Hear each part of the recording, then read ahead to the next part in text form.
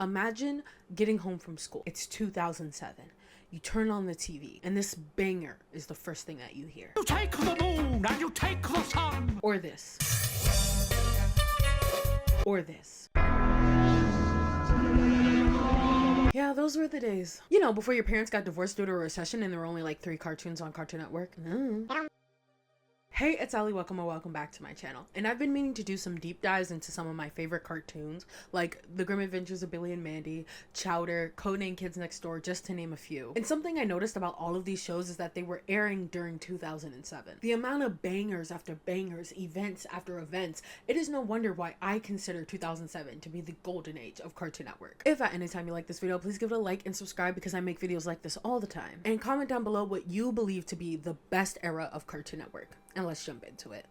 Now, originally I was going to go through all the shows that aired during this year and talk about them, but that's 52 shows, so that's not going to happen. Instead, what I want to start out with is diversity. And no, I'm not talking about Disney's 13th first gay character. There were so many different shows on at the time, and just to name a few, you got The Grim Adventures of Billy and Mandy, Codename Kids Next Door, Chowder, Ben 10, The Powerpuff Girls, Dexter's Home for Imaginary Friends, Dexter's Laboratory, Foster's Home for Imaginary Friends, Camp Lazlo, My Gym Partner's a Monkey. And speaking of which, if there was any show at any time that I didn't want to watch, I would just simply change the channel, or better yet, I would go to, this is a cable TV kid thing, sorry. I would go over to the Western version of this channel, and I would just watch that for 15 to 30 minutes while the stain of the existence of man, that is My Gym Partner's a Monkey, was on. Every time that show was on, I could feel the migraine coming on. I don't know what it is about that show,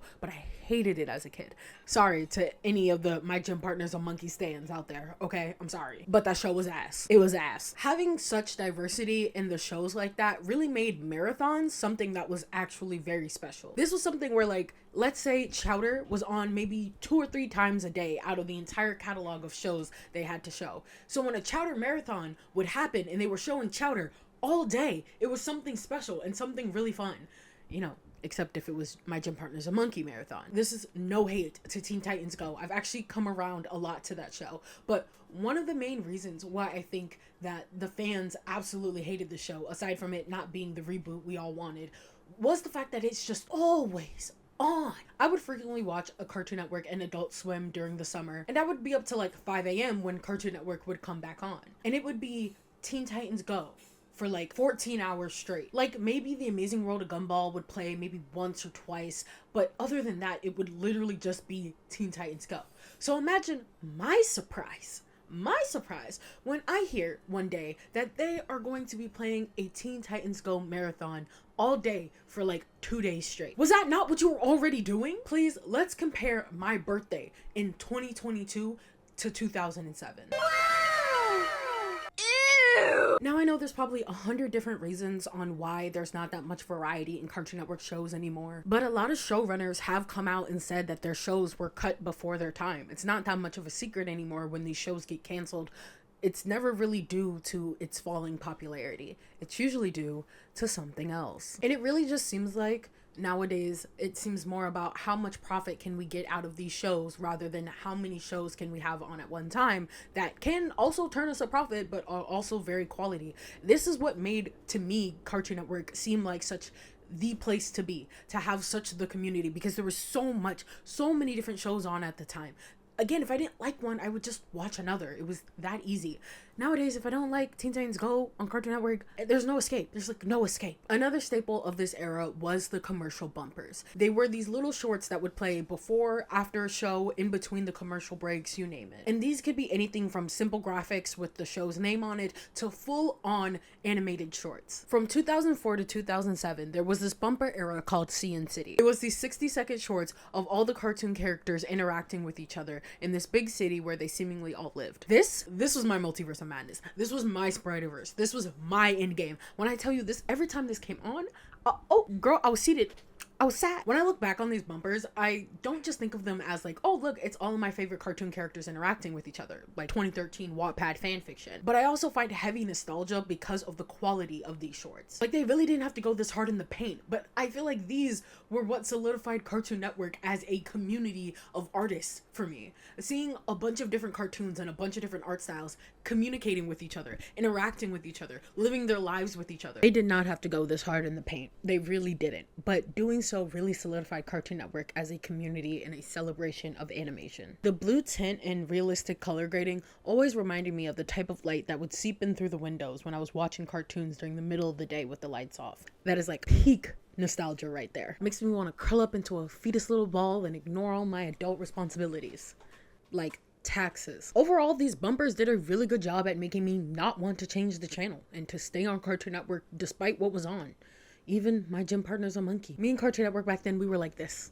Okay, we were like this. There was no separating us. Also, this may be the nostalgia speaking, but I distinctly remember Cartoon Network having like cooler commercials. Like, Cartoon Network commercials were like known for like cool toys and video games, and Nickelodeon was for like the weirder toys and the like vacation trips, and Disney was more for like home goods and like girlier toys. Like, every time I saw a Kingdom Hearts trailer, it was on Cartoon Network, despite the fact that it is filled with Disney franchises. They were like, no.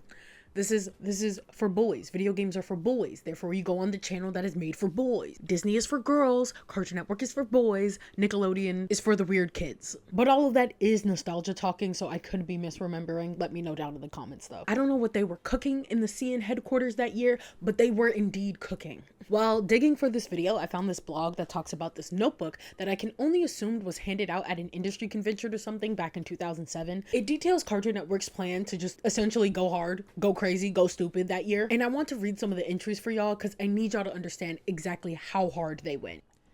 All right, hello, hi. Here we are on the website. It's called .nline.net, which is some person's blog. I don't know who.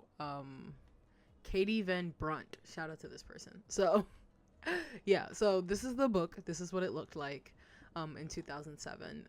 She basically just details that it was her sisters who used to work at like some TV company, TNT. She interned at TNT. So, yeah. So basically this just details how like Cartoon Network was planning to like I said, go hard in the paint, but like honestly, they really were like expanding, I guess, especially like now that the iPhone was out and the App Store became a thing and streaming was starting to become a thing. They were just, I guess, taking advantage of that, which is like, you know, say what you want about capitalism, but like, I don't know, I feel like to me this is like the difference between, you know, just being greedy and having an actual plan and still like worrying about quality. Here's all the like specials they were gonna have that year: the like Billy and Mandy adventure, the Ben 10 animated movie, the Ben 10 live action movie. Have y'all seen Billiam's like videos on Ben 10? They're so good. They're so fucking good. Anyway, like more stuff, the Grim Adventures of Billy and Mandy and Codename Kids Next Door crossover event, and then the series finale for Codename Kids Next Door. Like, that's it's kind of insane. New shows, we got Chowder, we got this series which I don't think ever actually came out because I don't remember it at all. Reanimated, which I remember so well. I used to be obsessed with this. Oh my god. I used to be obsessed with the movie, but I don't remember the show. Foster's Home for Imaginary Friends, and then of course Ben 10. Wow, look like just banger after banger after banger. Like, come on now. And then this was just them talking about all of their different events across multi-platforms. You have On Demand, you have the App Store, and CartoonNetwork.com, and of course Toonami. We gotta talk about Toonami one day. Like, y'all, oh my god, Toonami. They were showing. I need y'all to see this. This is the wrong one. Oh, here we go. This is what I was talking about earlier about like 2007 and just the lineup. First of all, I guess they didn't have Adult Swim going on for that long during the night, because by 12 a.m. we're like back to like Cartoon Network stuff. So like, first of all, there's that. But I understand that like now Adult Swim is the way that it is. Like, I'm not mad about it. I love Adult Swim. But anyway, look at all this. Look at all of it. But then you just had like Dot Hack. Like, So random. Fun fact about me. When I was younger, I genuinely thought that I was going to watch every single anime that was on visanime.com back when I used to watch anime on there. And the first one that was on there was Dot Hack because it was in alphabetical order. And I was like, oh, okay, I'll just watch Dot Hack, and immediately got bored after like 2 episodes. So, but hey, it was on at 5 a.m. on my birthday in 2007. I turned 7. The season finale of Ben 10 was that day too. Like, bro, my birthday in 2007 was banging. But yeah, but look at like the Toonami like lineup here. We got Dragon Ball Z, Yu-Gi-Oh! GX. Oh my god, what a show. Get your game on. Naruto, Bobo. I was actually really obsessed with this show. Which led into me being obsessed with Naruto. And then of course One Piece, which I didn't even know was a thing back then, and look where we are now. Look where we are now. Oh my god, the freaking games. I tried to get the Wayback Machine to work for y'all, but it just was not working. I'm so sorry. Like, I click on like a random date and it's just like not working. See, like, I don't know what this means. I don't know if that's like Flash. I think it's Flash. I think. And like obviously Flash is dead now, so I like wonder if because Flash is dead, does like these type of like websites on the Wayback Machine no longer work. I mean, you can see the little thing, like this is Star Wars The Clone Wars over here, like the little ads still work. You can see the games that they had like down here. It's like so cool. I really wanted to do a whole segment with the Wayback Machine, but like as you can see, it's not working. There's that damn rat again. Oh my god. Okay, so this is the part that I really wanted to highlight, the consumer products, because obviously not only are they just trying to become a staple in everybody's home, but like they're trying to make money while doing so. And the fact that they had an entire page like dedicated to merch, and of course most of it is like Ben 10 merch, is so telling. Like obviously Ben 10 was their moneymaker and they were gonna squeeze it for every penny that it's worth. But like once again, I don't know if it's just because of the coolness factor. Like in Ben 10, I feel like part of it is the coolness factor, because like there's so many action figures. I remember every other commercial would be either for this damn Omnitrix over here, which I will get one day, or some type of action figure. So like I feel like that kind of gives it its own little like, okay, like yes, were they selling the fuck out of this show? Yes. But like it was cool, so who cares? So the last thing that's on here that I really want to talk about is the Get Animated. Which I guess was their response to Nickelodeon's Worldwide Day of Play. And I guess they wanted to cash in on that by getting like a bunch of up-and-coming popular sports stars, I guess. I don't know, like, which is so funny because I do count myself as a Cartoon Network kid. And because of that, when I saw stuff like this, I was like, please leave me alone. Do I go outside during recess? Yes. Please leave me alone. Leave me alone. Do you think I know at the age of like 7 the up and coming NBA star? Who even was that? Who even was that?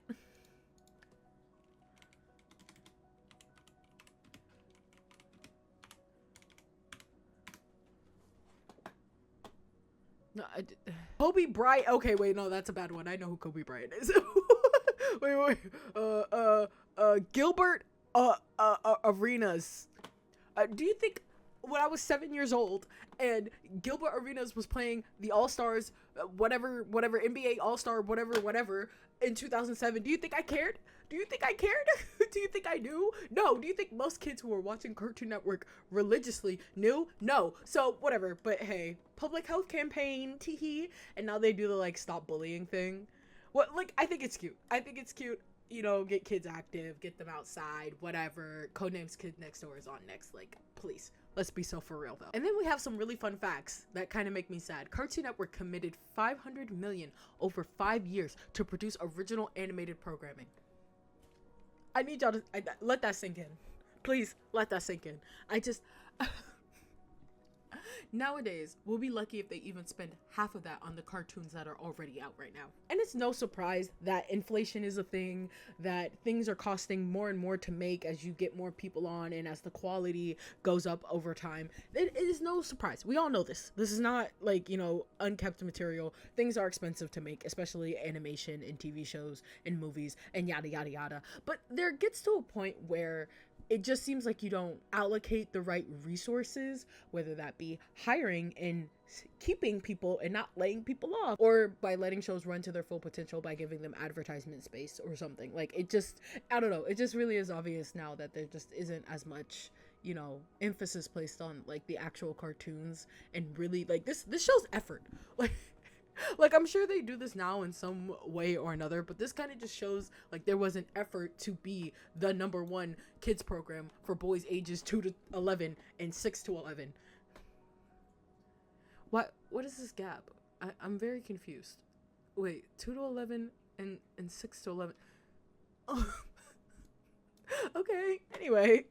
I'm so glad for this piece of lost media being found, because I lived it, so I know how special Cartoon Network was during those years, but I really did think it was nostalgia for a very long time until I went researching. This notebook alone proves that it wasn't just me thinking that, oh, Cartoon Network was so special back then. Like, no, they went that hard on purpose. There was an actual plan for them going this hard. Like, I don't have to rely on nostalgia. They did indeed cook. The problem with Cartoon Network today isn't the shows that were on. Contrary to popular belief, I know we all like to hate on Teen Titans Go, but it's genuinely not a bad show. It's actually really fucking funny. It's just always on. During 2007, Ben 10 was like the titular show of Cartoon Network at the time. It was its biggest show, and it showed. The main character was exactly the age range and the demographic that Cartoon Network was catering for, and it was highly marketable. One day, I will get one of those Ben 10 Omni watches. I will, mark my words. But I never felt like Ben 10 was shoved down my throat because of it. When Ben 10 marathons would come on, I couldn't wait to watch,